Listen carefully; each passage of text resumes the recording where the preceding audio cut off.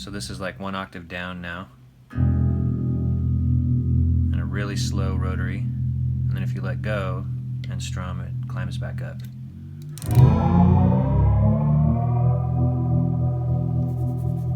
Pretty cool effect. I would imagine it would be kind of like something that would be cool for like the end of a song or something.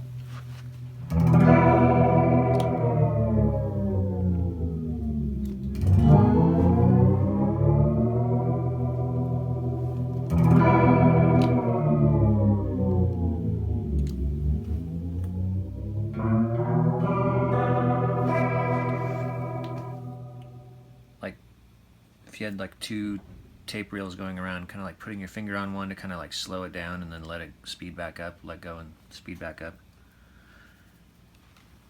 So on the MS-3, I've got two things happening, two things assigned to this push button switch. One is that it triggers the S bend. Not even sure what that is. But it triggers the S bend, rise and fall, and then it triggers the speed, slow and fast on the rotary. So when the S bend drops an octave, the rotary ramps down to slower, and when it ramps back up, the octave goes back up, and the rotary goes back up together. So it sounds like this. That's at full speed, and that's at normal guitar octave. And when you hit the switch, it goes like this.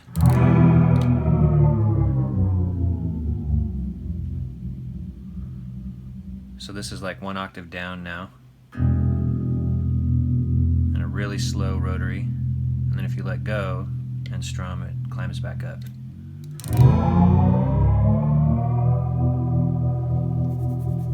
Pretty cool effect. I would imagine it would be kind of like something that would be cool for like the end of a song or something.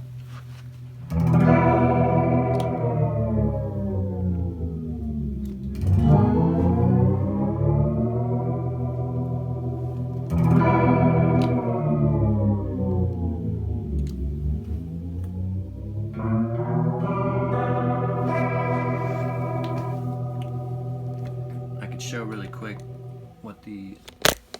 what I've got assigned for that.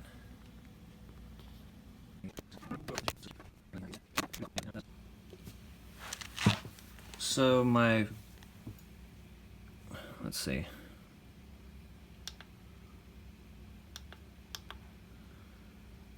So let's start with effect 1 I have on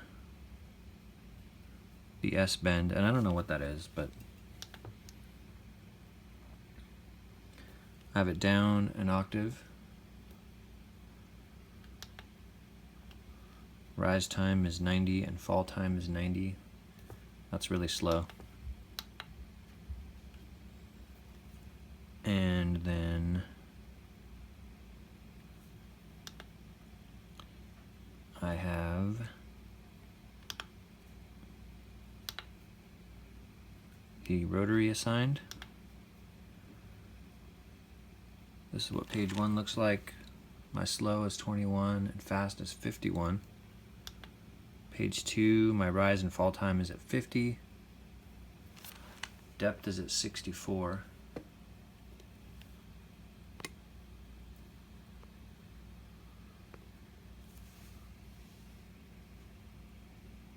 There we go. This thing like never really shows up very well.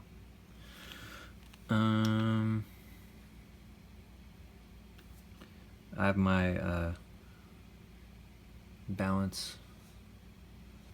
What is that, 52? Yeah. Effect level up pretty high because I couldn't get it to cut through very well.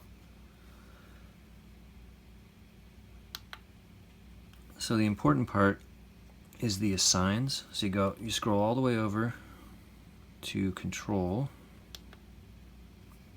and you have all these control assignment settings. That's all the way to the left. all the way to the right is like your MIDI stuff, and right before that are these like, so 1 and 2 and 3, they would all look like the one that says off right there. I've got 1 and 2 assigned. So 1 is assigned to control the S bend, and 2 is assigned to control the rotary speed, and they're both assigned to the same foot switch, which is this guy right here. Just a momentary switch that I built.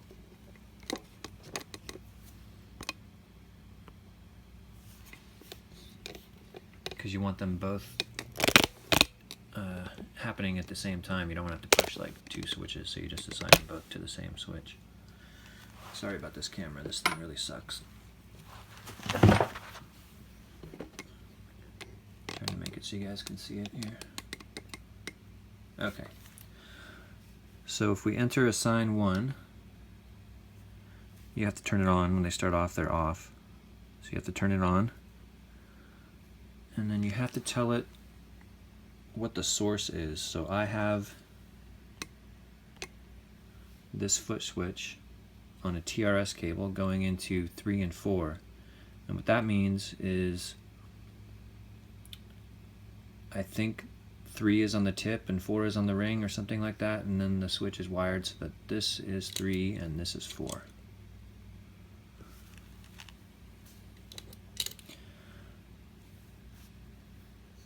So you have to know that before you can do this part, because you have to tell it like which one of these as you scroll around.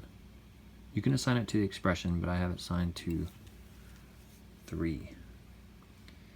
If I wanted the lower foot switch, if I wanted this switch right here, then that would be 4. That's how this foot switch is set up, so that would be here, 4, but I want it on 3. And then this is momentary or toggle. Momentary means it's happening only while the switch is being held down. Toggle is like a standard effect foot switch where you tap it once and it's on, and you tap it again and it's off. Page 2 looks like this, so you need to tell it what you want it to do now. And we want it to do FX1 S bend, and we want it to trigger. You have other options, but we want trigger, like it's triggering it on and off. And then minimum means as the switch is sitting, like without pressing on it, so that we want that to be off. And then max is when you're pressing on it, so that's on. I'm not doing anything with I think this is like a MIDI thing here, like a CC assignment. So let me exit out of there. And then 2 is very similar. You had to turn it on. I wanted it still to be 3. You could do like, in fact, let me assign that like to 4, but if you want to do what I was doing, that was 3. But I'm going to show you something real quick. So we still want it momentary.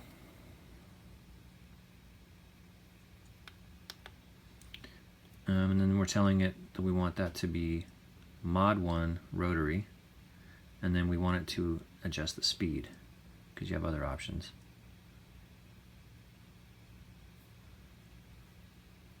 And then when you select speed, you have these options. Again, minimum is without pressing on the switch, and we want that to be slow.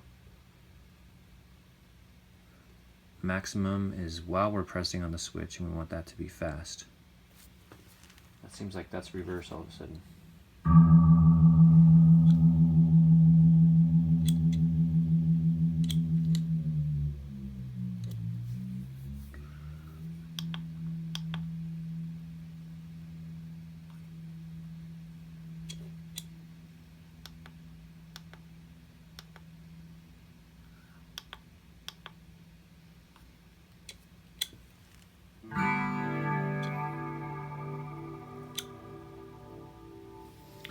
Yeah, so let's see. That did reverse, so I'm going to put that back to fast and this back to slow.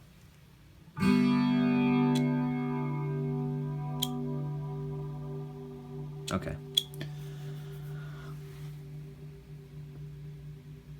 Ignore that last part if you're trying to do what I was doing. If you're trying to do what I was doing, then, like I said, you want that on 3. But I want to show something else now, so let's have a look at this.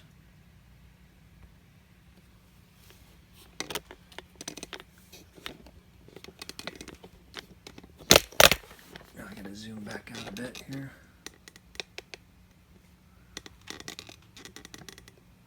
Okay, so the reason I separated those out into 2 separate switches real quick is because I wanted to show them exclusively. So I'm going to exit out of that and I'm going to turn the modulation off for just a second. So now we're only hearing the pitch, and that's going to be here.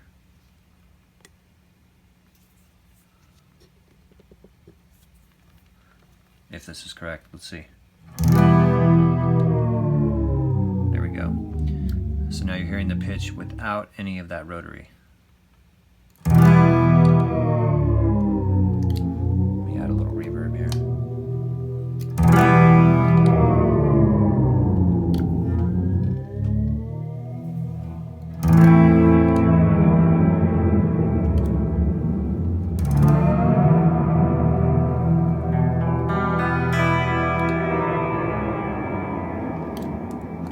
So that's pretty cool. Let me turn the rotary back on and turn the, well, I don't need to turn that off because it's triggered. So now it's rotary, and rotary will be adjusted down here.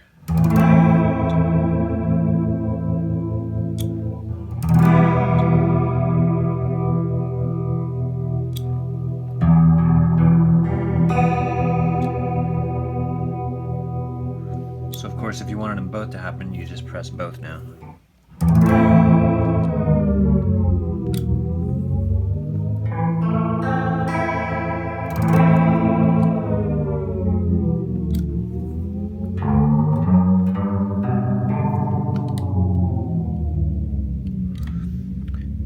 And you can go with different settings. So if you wanted it to go, now it'll go up 2 octaves. That's where I have it set now.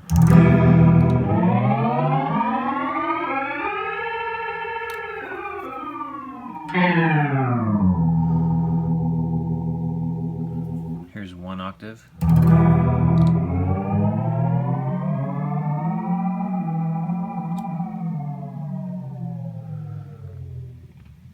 Here's down 3.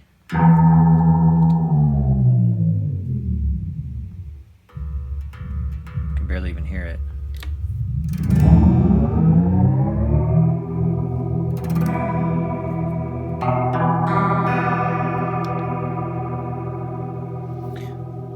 And you can adjust your rise and fall time. Here's at 50%. Very fast.